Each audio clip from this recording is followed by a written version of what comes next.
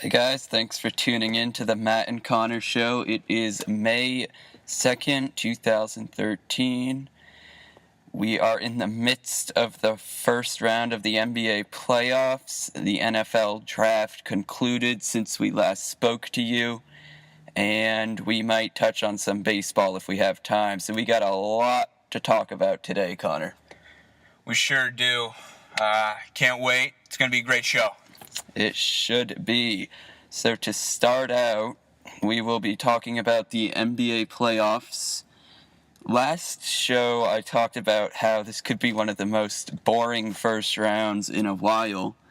But since then, it looks like all but two series, were really the 1 and the 8 seeds, considering San Antonio's the best team in the West, are the only series that won't go to 6 games. Well, I mean, they're all going to be a great series from now on, and I'm pretty happy about that because I honestly thought they were going to be basically all sweeps, all 5-game series, maybe one 6-game series. And the two series that were sweeps, I didn't really have any. I wanted San Antonio to win, and I mean, you want to see the big dog Miami go down, but you just know that they're not going to go down. And you knew that they were going to win it. So sweep makes it better, I guess, that the inevitable came as quickly as possible. And LA Lakers, wow, what a just downfall this whole year. Dwight Howard, you don't know where he's going to go this year, but Yeah, that'll definitely be interesting. But he's just, this year he seemed like he was a bit of a disease. But enough of those series, on to the next ones. First one we're going to talk about is Oklahoma City and Houston. Oh, yeah. What do you think? Well, since we last spoke to you, the biggest news around the NBA has really been that Russell Westbrook injury. That definitely changes the outlook of this series.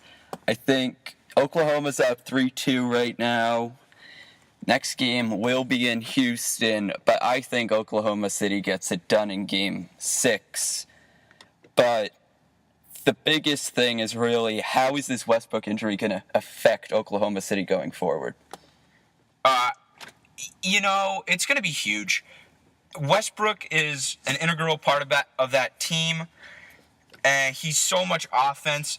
And Durant is, I mean, he lost to Anthony for the scoring championship, but he is the best scorer in this league. He can shoot from anywhere, and especially in the Western Conference. And I mean, he's just too good of a player, but he's gonna struggle. All the attention's gonna go to him, and you just don't know. And I think Houston could take this to 7. They're going back home, and I saw a little thing on Yahoo where Chandler Parsons made a tweet. This fan's trying to give him some knuckles. He disregarded it, didn't see it, and he said, "Don't worry, I'll give it to you back for Game 6." So I like the confidence that Houston has right now, and I think they're going to take them to 7. That's just me, though. And But you think Oklahoma will win? Yeah, I think in the end, Oklahoma City will probably pull it out. But I think the Rockets take it to 7. Do you think Oklahoma has a chance to advance to the conference finals? Well, I think it's going to be difficult because either way, whoever they play in the next series, they're going to have a very, very good point guard. No disrespect to Jeremy Lin. He is good, but I don't think he's on the tier that Chris Paul and Mike Conley are on. Right. Now, that's a whole different ballgame, those two teams, whichever you get. One's grinded out in Memphis, and one's flash and fast break with the Clippers. They're shooters, and it's going to be a fun series either way. Yeah. Well, the one thing that a lot of people always overlook is when you look at the last few NBA champions, every team pretty much had at least one or at least 2 stars, except for that Dallas team a couple years ago. But they just had a lot of role players that did all the dirty work. And there's a ton of momentum as well. Yeah, and without Russell Westbrook, the best player Oklahoma's second best player is playing on Houston right now. James Harden should be out there, but he's not. And that offseason move is really hurting them now. And another thing is, a lot of people always say how Kevin Durant is the best scorer in the NBA, and he could put up 60 points a night if Russell Westbrook wasn't on the team. But that's just wrong. He can, and you're seeing it now because the whole Oklahoma offense changes. Teams now are going to double Durant every time down the court because there's no other real scoring option that they have to be afraid of. And next series, we'll talk about this series in a second, but it looks like the Grizzlies might have the upper hand, and the Grizzlies are all defense, and I think they're going to lock up or try to lock up Durant. And Oklahoma City's going to have a tough time putting up points. And that was probably their strength before this injury. Well, one thing you just said, I hate when people say this, is that Oklahoma is not the best team in the West. They're the number 1 seed. But besides, anyways, I think Grizzlies are going to take this in Game 6 as well. They're at home. They'll play behind that crowd. Always a good crowd. Always a good crowd in Memphis. And, the way Randolph has been playing is outstanding. He's doing it on the boards. He's getting the points. And I think the last game he had 2 steals, something that's uncharacteristic sometimes. And he's just the ignite. Yeah, in a league where it's all about the three-pointers and the guards, Memphis has 2 of the best big men in the league with Marc Gasol and Zebo. And with Blake Griffin banged up and DeAndre Jordan not being the best offensive player, the Clippers are really getting exposed on their weaknesses. It's funny because the Clippers were one of the best teams in the regular season in the Western Conference. They had that 17-game winning streak back in January. And I don't know, their roster just is kind of funny. It seems like they never can perform well in the playoffs, but they always do well in the regular season. Yeah. It's similar to the New York Knicks. Last couple of years. Unfortunately, that's true. It's similar to the New York Knicks on the East side.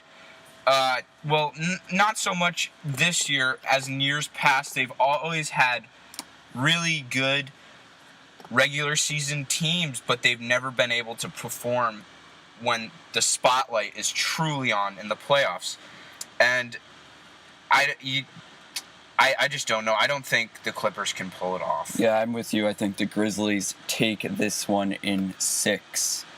So that leaves us with the third Western Conference playoff series, which is the Denver Nuggets and the Golden State Warriors. This series is 3-2 in Golden State's favor. This is actually a really interesting series because both the Warriors and the Nuggets have both recently had big injury losses between David Lee for the Warriors and Gallinari for the Nuggets. And it's been fun to watch how both those teams have overcome that adversity.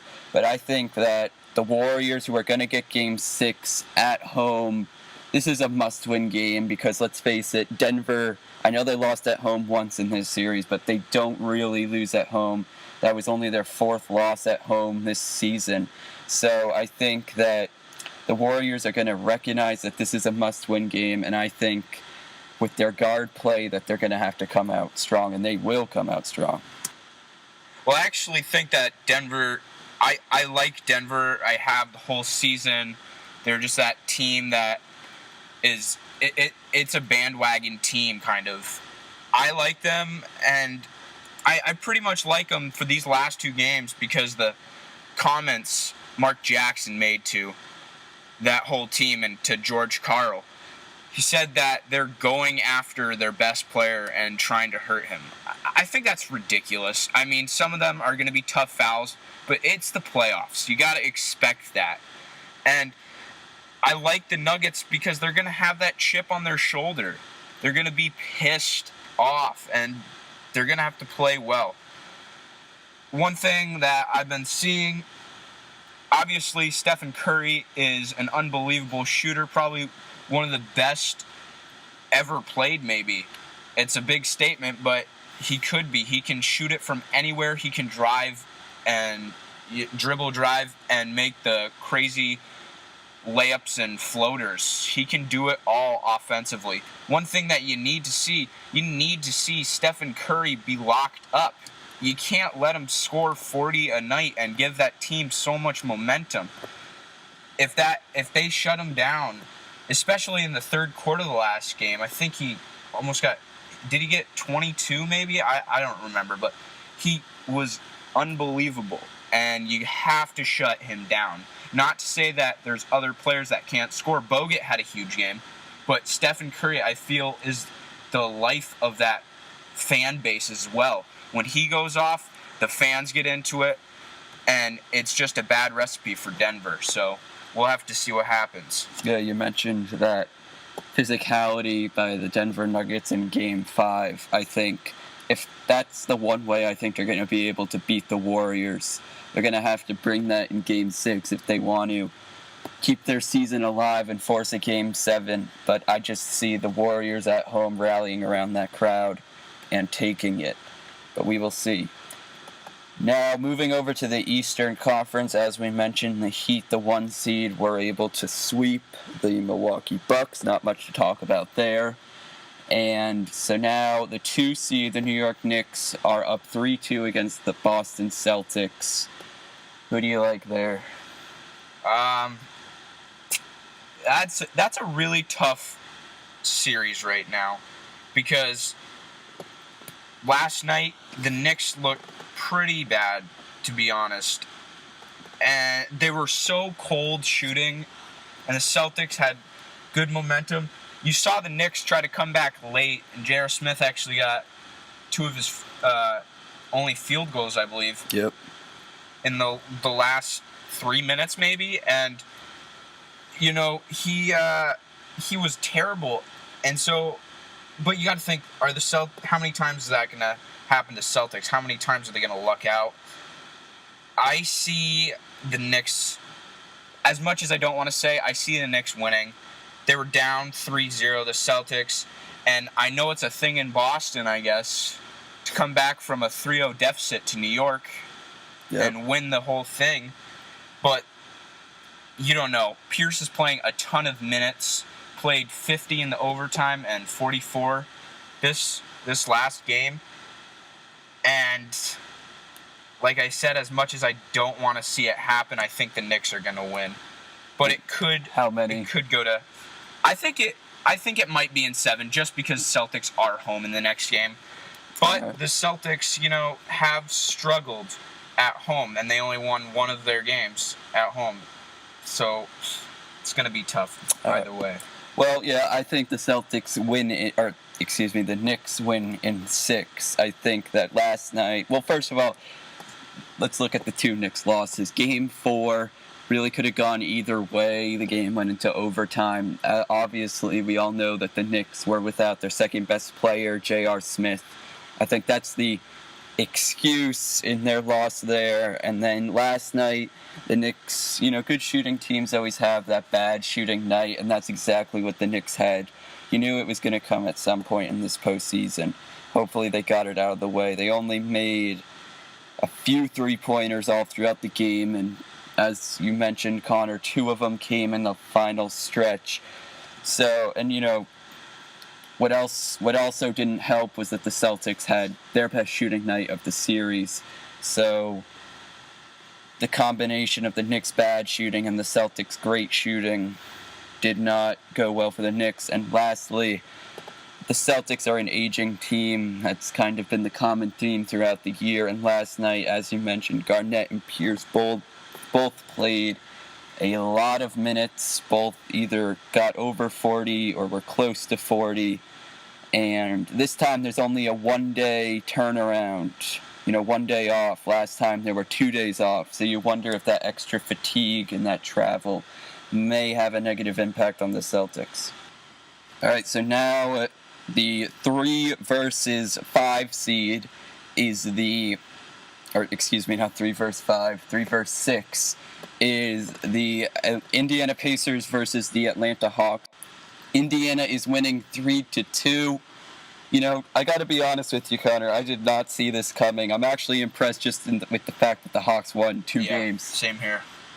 Well, one thing I think about this series is that it's been kind of quiet. Not too many headlines coming from this one. And I think if you're the Atlanta Hawks, exactly how you want it. Yep. I said in the beginning, I thought that the Atlanta Hawks could have been swept. I thought the Pacers were... the Pacers are good enough for the sweep, but I thought they were going to get a sweep, but they didn't, and they've somehow, I feel like they've just given up 2 games. They played poorly in Game 4, and same in Game 3. They scored 69 points in Game 3. Just offense has been shaky. First 2 games scoring over 100, and the last 2, they scored 91, but they still lost by 11 points. You just don't hear anything about this matchup, and if you're the Pacers, I feel like that scares you just a little with the next game going to Atlanta. Atlanta's got a boatload of confidence right now, winning the last 2. Now, it is similar to the New York Celtics series, just because one team is just pretty much an underdog, where you thought maybe New York was going to take that series after a big lead. Mm-hmm. But I think Pacers are still going to pull this out. But, I always, in the playoffs, I kind of want to see the underdog come out and win. Yeah, you always like to see those Game 7s, but I think... I think Pacers will take this in 7. The Pacers, I read that the Pacers, it's been like the last 12 of 13, I think they lost their last 12 or 13 games in Atlanta.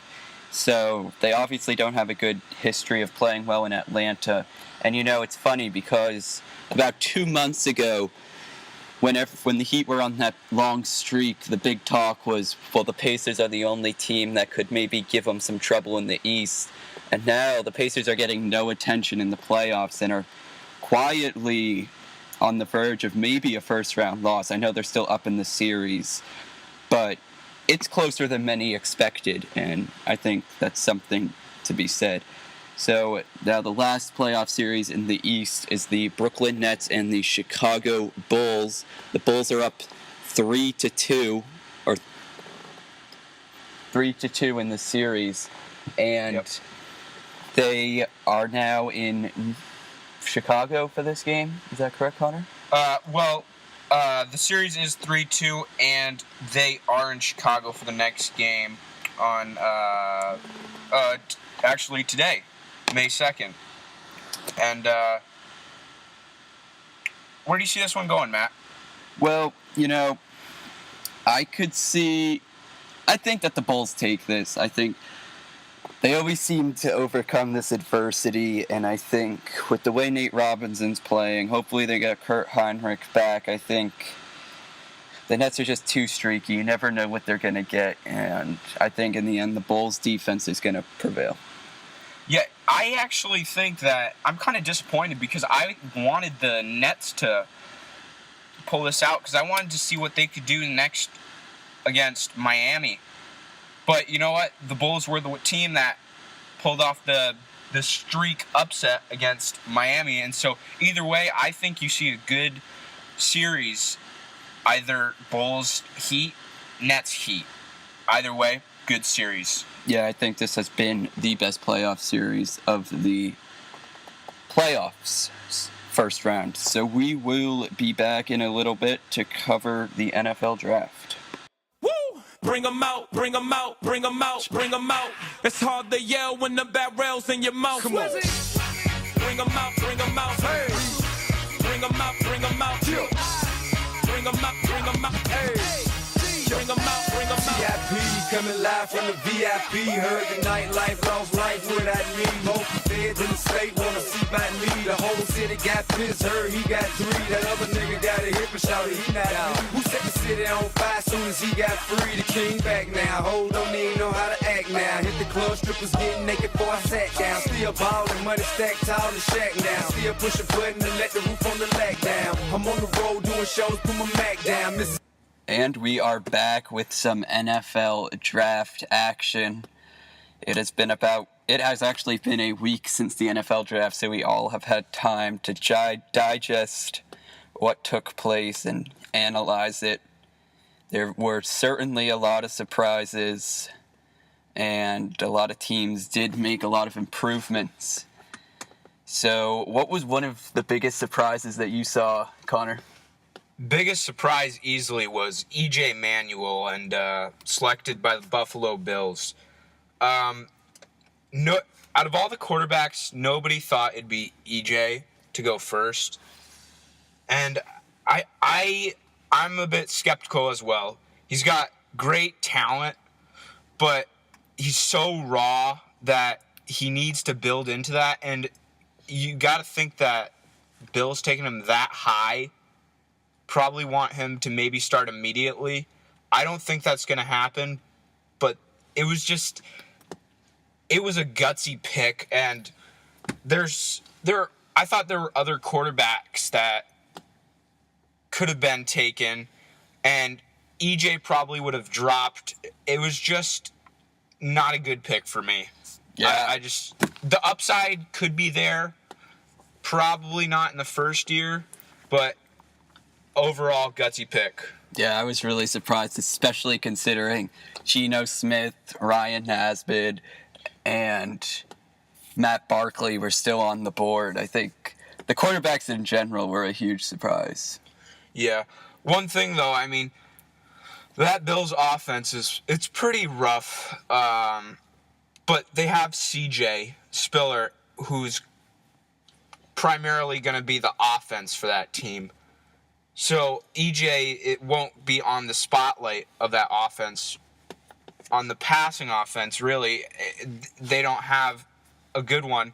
So if he can do just a tiny bit above average, it'd be an improvement for that team. Fitzpatrick was horrible sometimes. And so if EJ Manuel can just be better than what Fitzpatrick was, it's a success off the bat for the Bills. I don't know about it, though. It's difficult. And staying with the quarterbacks, one surprise for me was Ryan Nesbitt. The fact that he fell to the 4th round, and also the fact that the Giants picked him. He was a quarterback that actually many thought might go to the Bills, because we all know the Bills have Syracuse's coach. Ryan went to Syracuse. So a little connection there, but he elected not to go with his quarterback, which is probably tough to do, but nonetheless he did it. And a lot of people were kind of surprised when the Giants of all teams picked him, but as a Giants fan and someone who follows the Giants a lot, I think that was a very good pick. I think Jerry Reese is one of the better GMs in the league, and at least drafting-wise, the Giants always seem to get good draft prospects.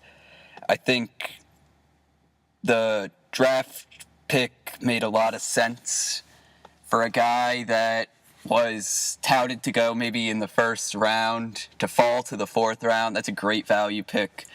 And I guarantee you he's not going to start any games for the Giants unless Eli gets hurt. And all they're going to do is turn him over for picks higher than the 4th round in years to come, and this could turn out to be a great pick.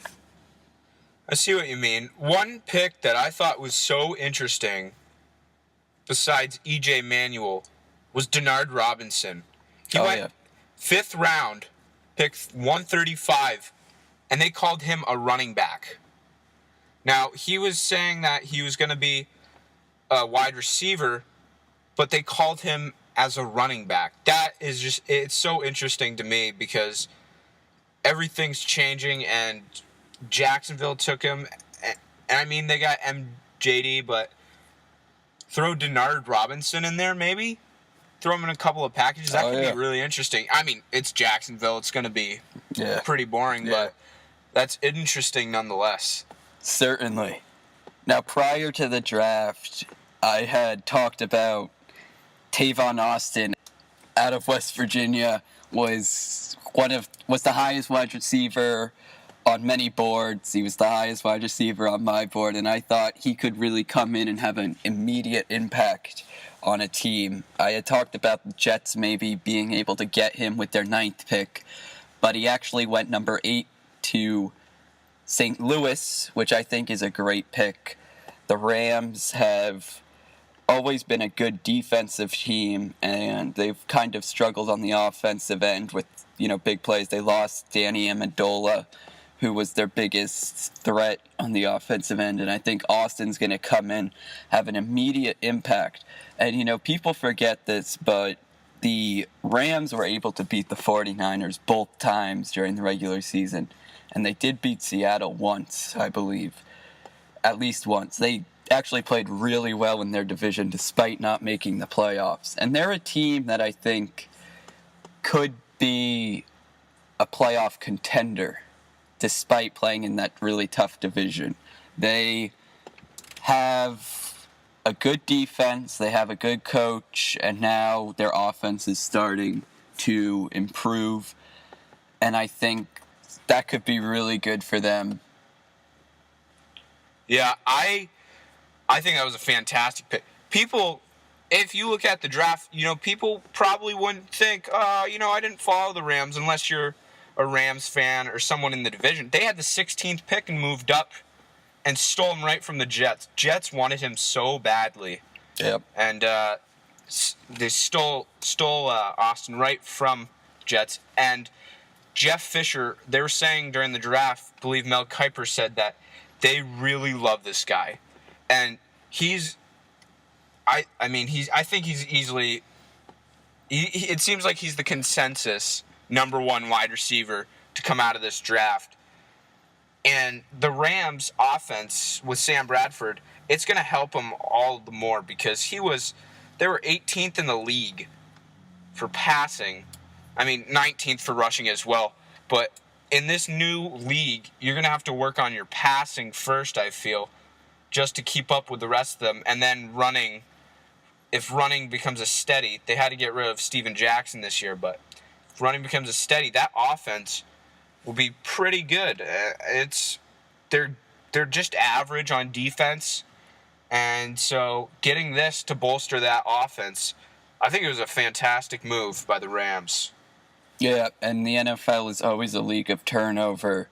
Teams that had losing records the year before are constantly making the playoffs the next year, so that is certainly something to watch. 1, 2, 3, 4, 5, 6, 7, 8, 9. 1, 2, 3, 4, 5. And we're back, and we're going to talk about a quick session of baseball. Not too much news now, but in about 2 weeks, we'll give our quarter of the way through assessment of the league so far. We'll give you your Cy Young picks, MVP picks, and any other awards that we think could any accolades. Happen. Yeah. Now, biggest news right now, or not the biggest. We're going to get to that, but big news last night. Bryce Harper against the Atlanta Braves came out of the game with a bruise under his left shoulder blade. Today he had x-rays, but they did come back negative, which was huge for the Nationals. Now, on to our next topic. That was just short topic. On to the next topic was surprising news. It has been this year. The Kansas City Royals. Oh, yeah. They are atop of the division and just rolling. What do you think, Matt? 15-10, that is always... anytime you see the Royals at the top of the standings, that is pretty impressive. They're getting it done in an AL Central division that is very tough. Irving Santana has come in and done a very good job. James Shields is pitching very well for them as well. He's 2-2 with a 3.00 ERA, and they're getting it done. Yeah, I mean, last 10 games are 7-3. They're pretty hot right now. And the thing about Kansas City that they need to continue to do to stay hot is win at home, and that's what they're doing. They're 8-4 this season. Now, I mean, they're above 500 on the road, but just by one game. And really, in the MLB, where you have to win is at home. You got to win those games. The away games will come in time.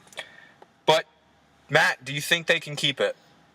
You know, it's going to be tough, definitely, but, you know, they have some good batters on their roster. They have Alex Gordon, Billy Butler, Frank Gore, Hosmer, who isn't playing well now, but if he can just get a little better, that's going to be an upgrade. They have Mike Moustakas, who's also a very good third baseman. I mean, it's like I said, it'll be tough in their division. You know, in the Central, you have the Tigers who made it to the World Series. The Twins are doing okay, and the White Sox probably won't go away either. I mean, on a whole, this division's kind of underproducing, but I think the Royals have a shot to stay in it, or at least stay in wild card contention. I don't think that Kansas City really has the legs to win it. But then again, we've been surprised this year, especially with teams like the Angels not performing, right. Red Sox and Yankees performing, Toronto at the bottom of the division. Toronto was everybody's favorite pick this year. Not so much this year. Detroit, I think they're just stumbling a little. They're at home fantastic, on the road shabby. And Minnesota, they always seem like they're in it, but then they always just fall off at the end. And you mentioned the White Sox. That's not even I said in the first podcast, my favorite team in this division is Cleveland, and I still think Cleveland should be performing much better than they have been. I don't know. Cleveland's just my sexy pick, but I just don't think Kansas City's got the legs. Detroit's probably going to take it, and they'll probably end up with probably a 5-game lead at the end of the season.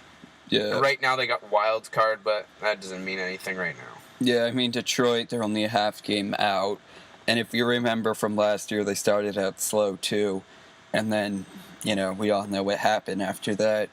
And the Royals, I mean, they have a decent roster. I think they could keep the division interesting.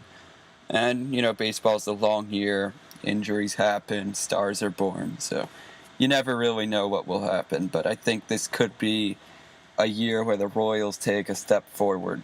How big the step is, well, we'll have to wait to find out. All right. Thanks for listening to this episode of Matt and Connor Show. We'll be back next Thursday. Stay tuned.